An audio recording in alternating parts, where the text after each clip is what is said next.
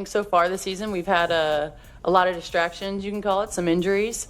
Don't know who's playing. And so there's just a lot of distractions, but I think that's really good for us. Let's go through the adversity early. Let's learn from it. Good news is we're not going to peak too early. So, I mean, that's a positive. But I think it's not an excuse. Everyone's playing a back-to-back. Everyone has this kind of rough schedule. For us, we get another opportunity tomorrow, and we got to capitalize on it. Dallas is a team that's hungry for a win. And we talk about this. We are circled on everybody's schedule. No one likes us, right? So everyone in our locker room, that's the only type of people that we have that we can lean on, and we got to be better in that area. We have got to stay disciplined. We have to. Chaos brews behind the scenes as Sophie Cunningham spills the truth as the Indiana Fever's locker room is officially divided. With the front office asleep at the wheel, the peace has shattered, tensions are boiling, and trust is crumbling. This is not just drama. It is a full-blown meltdown unraveling fast. I'm not sure Sophie meant for it to come out like that, but it's something I have suspected for a while, maybe about 4 weeks now. It's something that Jason Whitlock jumped face first, head first into the deep end the other day on, that the locker room with the Fever. And just to keep it real, I agree with him on this. I think there are some preferences in the locker room where these young ladies differ in how they handle or how their preferences in their personal lives, and the locker room is divided. Caitlin Clark is not just a star. She is a phenomenon, a walking masterclass in professionalism, humility, and greatness. The kind of player whose energy draws people in the same way a lighthouse cuts through the dark.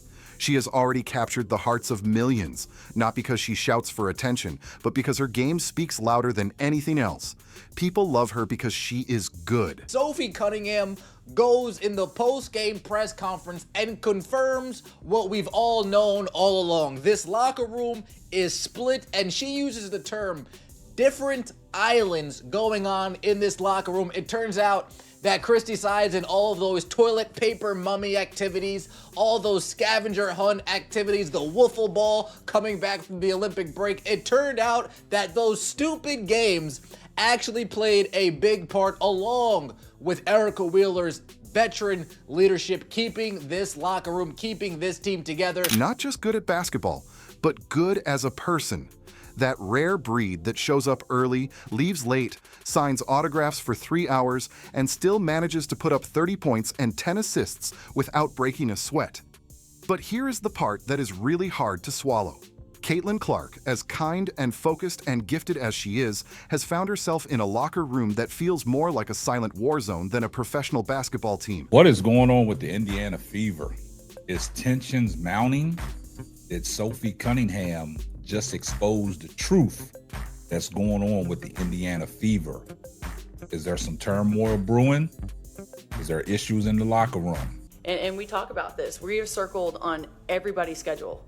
No one likes us, right? So everyone in our locker room, that's the only type of people that we have that we can lean on, and we got to be better in that area. We have got to stay disciplined. We have to stay focused. We need to get consistent, and we got to lean on each other. And I think that we've kind of wavered a little bit on that. We have our own islands, but as one of the leaders on the team, I got to do a better job of grouping people, right? And Sophie Cunningham just confirmed it. The locker room is split, divided, torn like an old pair of jeans stretched way past their limit. This should not be a surprise to anyone who has watched the subtle jabs, awkward moments, and cold shoulders on the court. But now it is confirmed. The peace was never protected, and the front office, bless their hearts, either did not notice or simply looked the other way. Let us be real here. Caitlin Clark is doing her best to take the high road. I've been watching that Sophie Cunningham thing on repeat, man. That clip where she grabbed the girl and threw her down, foul. It's a hard basketball foul, probably over the top. Of course it is, but why would it not be given the circumstances? But once she did the clinch, man, MMA fans, UFC, grappling, Muay Thai, we all know, once you seen that clinch, it was like, okay, she just ain't no regular fucking person. She knows something. She got some skills, and I guess she has like a black belt in Taekwondo or some shit like that, which is wild. And apparently she was the kicker on a high school football team. Now, that takes guts. That takes leadership, and Caitlin Clark, whether she likes it or not, is already the leader of the WNBA. Not just the Fever, the entire league. She is the main attraction, the ticket mover, the jersey seller, the reason why people who could not name 3 WNBA teams last year are now tuning in and watching Game 7 of the finals.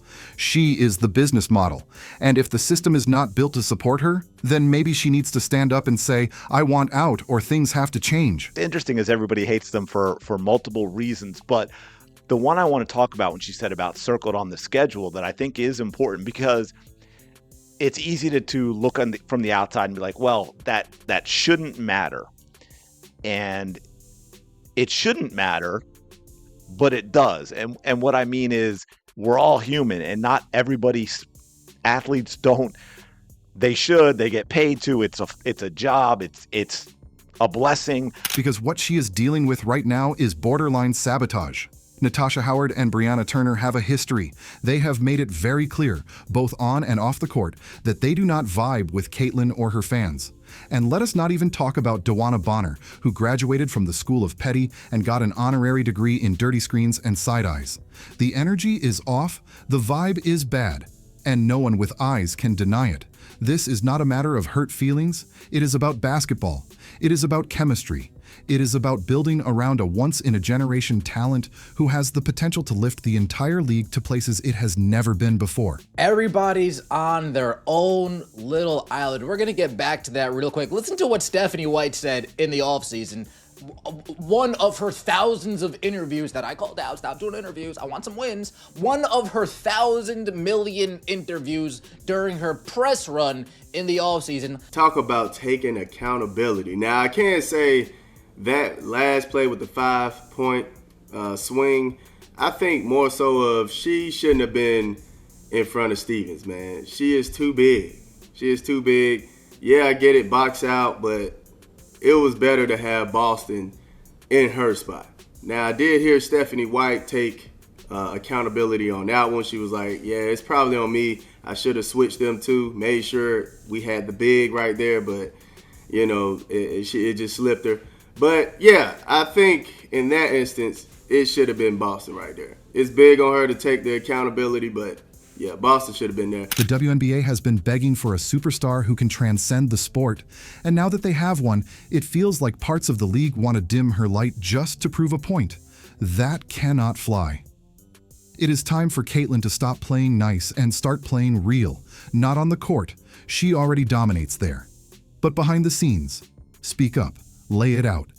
Let them know she is not going to spend the prime of her career playing with teammates who treat her like an outsider in her locker room. But I just think that it's impossible to think that's not a real possibility here.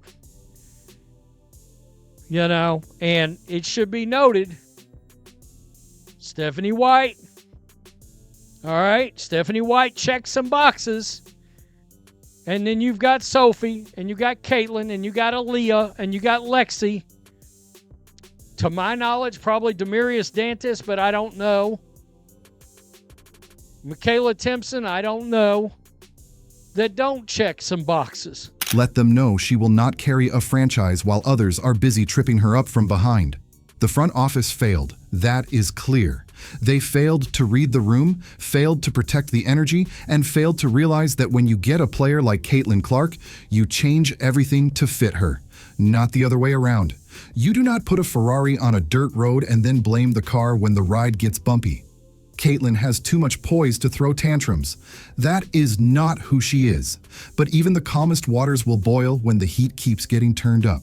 Currently, the temperature is rising, so this is the moment. Some really, really interesting comments from Sophie Cunningham. And yes, you kind of have to read between the lines a little bit, but I also think it is a pretty clear admission, just without detail, of what has been going on with the Indiana Fever this season. And it is not good at all. It makes it really, really difficult for teams to put together winning performances when you have all of this going on. And no, I'm not even talking about the distraction of Caitlin Clark and her injury and other things, although that plays a part as well. But she also does make a comment that I think is important in terms of who the Indiana Fever are as a team and how that makes things more difficult as well. So The crossroads. Caitlin Clark can either continue being the nice girl who smiles through the storm, or she can become the storm. Make it clear. Say it with purpose. Either this system gets fixed, or she takes her talents somewhere else, somewhere that appreciates greatness, somewhere that builds, not breaks. Because God did not bless her with this talent, this following, and this platform so she could stay quiet and settle. He blessed her so she could shine, and shine she will, whether Indiana gets it together or not.